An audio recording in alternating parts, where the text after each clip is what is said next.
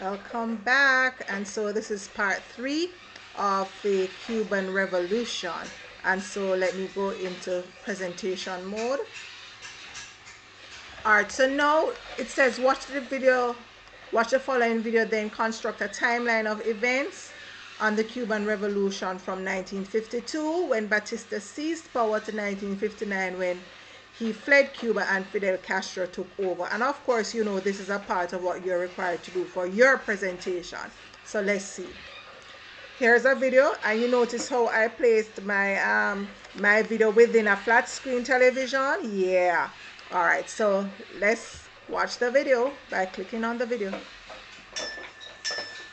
This is going to explain to you what is a timeline, and my internet is running a bit slowly. What you would really do is pick up on the events in the Cuban Revolution in chronological order, meaning in date order from 1952 coming down of the important events that would have taken place during the time, and put them on the line, just as how this video is going to show you how to create a timeline.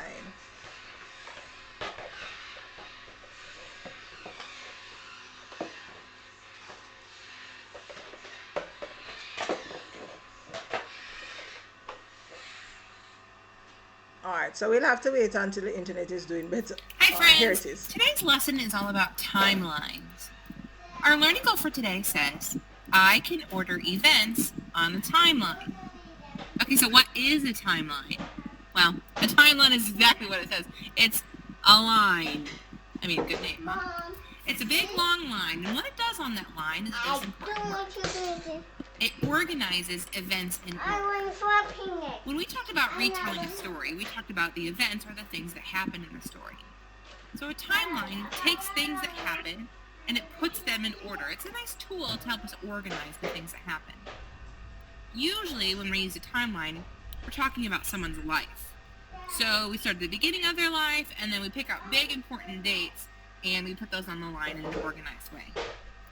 And then finally, we use the dates to help keep us organized.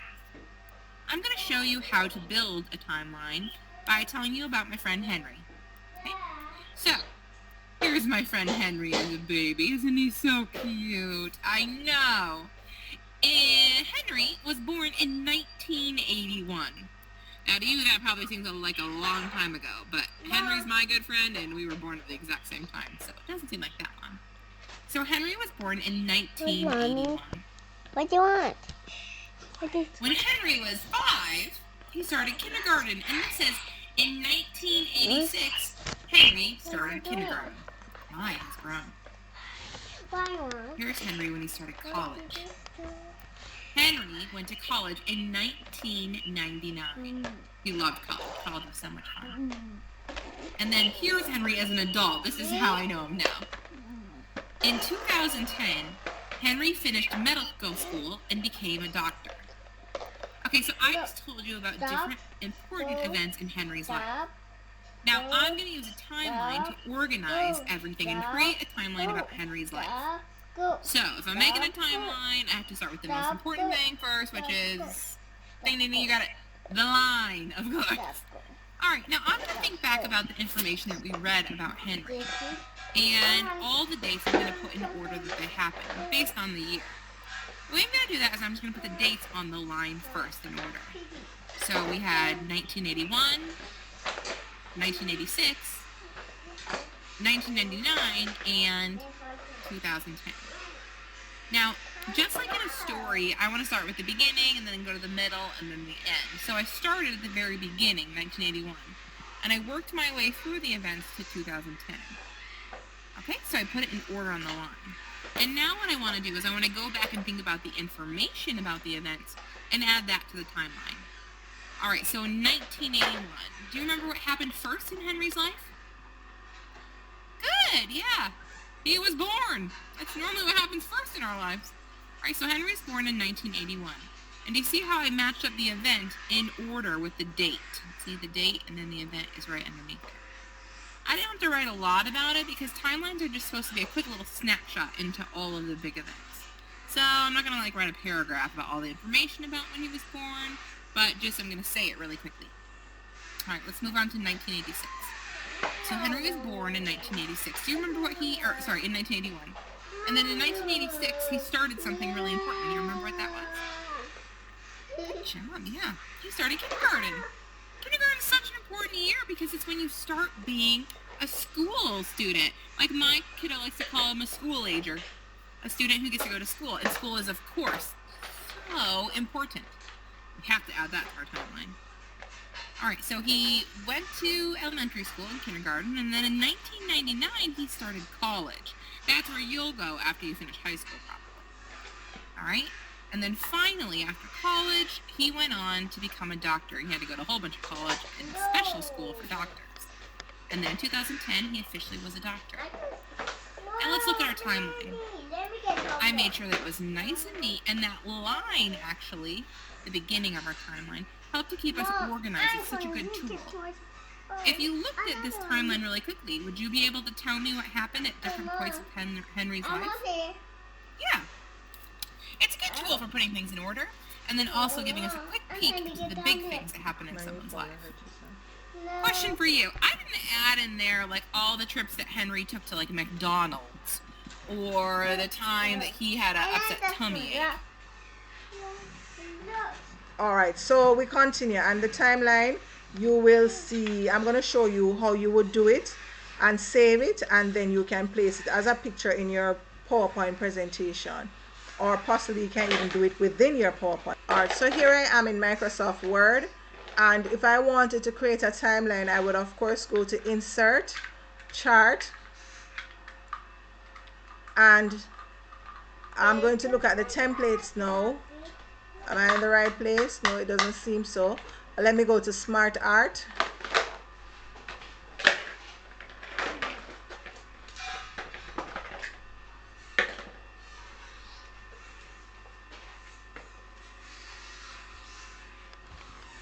All right, just give me a second here.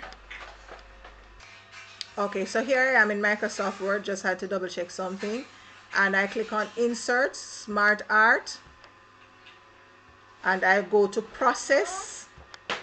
And now these are different types of timelines that I could use. A step one is a setup process, and here's one that it says basic timeline, you know. So these could be used as a form of creating your timeline for the Cuban Revolution. So here it is. So here I would write Batista takes power.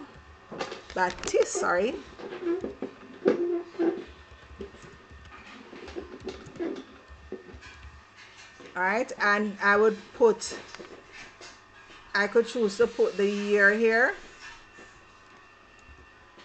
Hey, Mommy. 1952. And I'm just saying this off the top of my head, all right? So you can verify. And then I will continue. And of course, you don't have to use this. You could also just seek to just go from scratch and use a line and just draw. You could also do it using your text, your notebook, and drawing your line and drawing your diagram yourself, and then taking a picture of it and upload it. And I can come again and put another line here. Sorry, this one. And I can put this shape there, and I write what I want to write in this. I don't want it to be filled, so no fill, and I can write what I want in there. So to write in the shape though, you have to click on it and then right click, add text, and then you can write what you want in there. Sometimes it does that. Just highlight it and change and select the font color, and it should come up. All right, and you can do and create that for yourself as well. Now going back to the presentation, that was just a quick thing on doing your PowerPoint presentation. Going back to your presentation, so that's one way to create your timeline. Here's another one showing you how you can create, and this of course is using what looks very much like the PowerPoint, like the Microsoft Word example I was just showing you.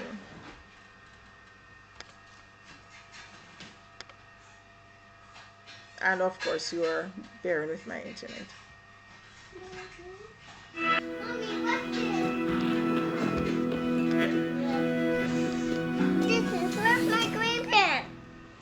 Creating a timeline. What did you do yesterday? When you were thinking about the events of yesterday, most likely you start with waking up and then going to bed and everything in between. You did things in order. The events in history can also be written down in order, from the beginning of time until today. One of the best ways to show events in time is by using a timeline. A timeline is a graph showing the passage of time on a straight line. It can be horizontal or vertical. Here's an example of a timeline showing some events in the United States. In 1945, World War II ends. 1955, the first McDonald's opens up. In 1965, Pop-Tarts are created. In 1975, the Vietnam War ends. In 1995, the San Francisco 49ers win the Super Bowl. In 2005, the sixth Harry Potter book came out. And in 2015, the movie Jurassic World opened up. Here's some things to remember when making a timeline.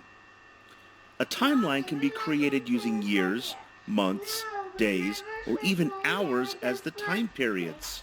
They can contain images, pictures, or other drawings related to the events.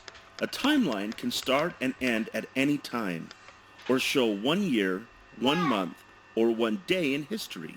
Timelines can be about a person's life, events in history, inventions, or just about anything that shows information during the passage of time.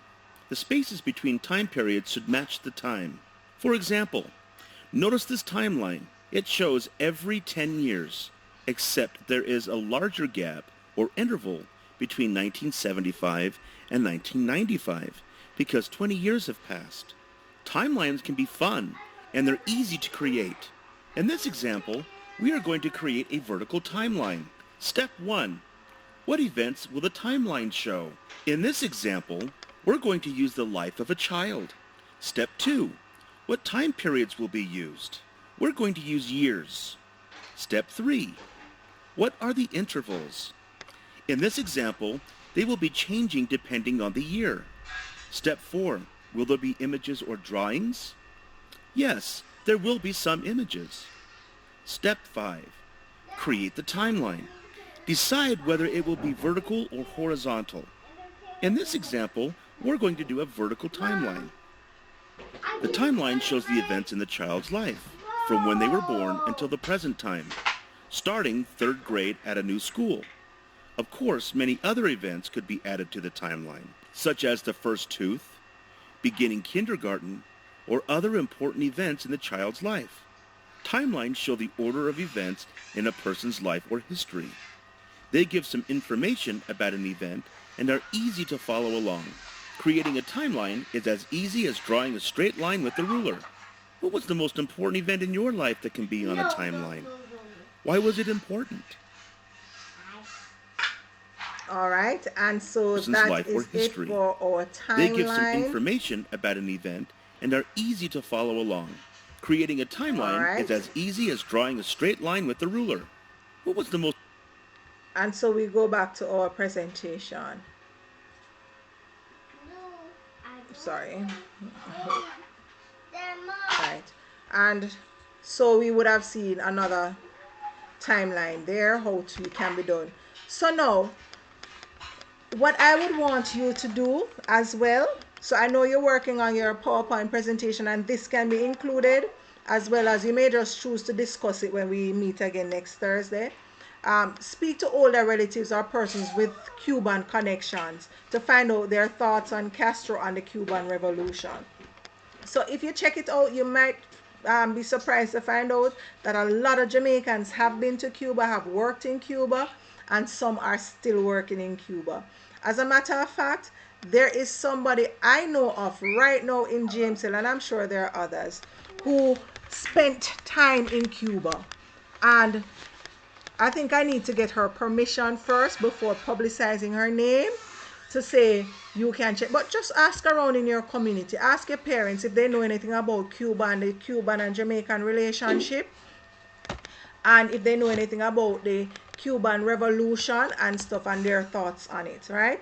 And so just find out their thoughts about Castro and the whole Cuban Revolution. And you'd be surprised how many Jamaicans have a very clear and a very strong opinion about Cuba and about Castro and about Jamaica's political history and Cuba and Castro. So just ask around and give me a feedback, whether in your presentation or in class, about what you found out. And I had spoken to you, we had discussed already about some of the relationship issues with Cuba and the United States, even presently, in terms of what's happening. And of course, we had spoken about the Cuba-Jamaican relationship as well.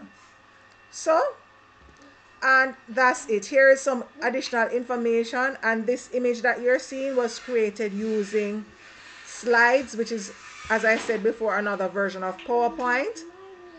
So you can do all of these exciting things in PowerPoint. This is my emoji. Yes, this is Mrs. Campbell. All right. And so just blow it away. Just have a great time creating this PowerPoint presentation. So that's it. I won't keep you much longer.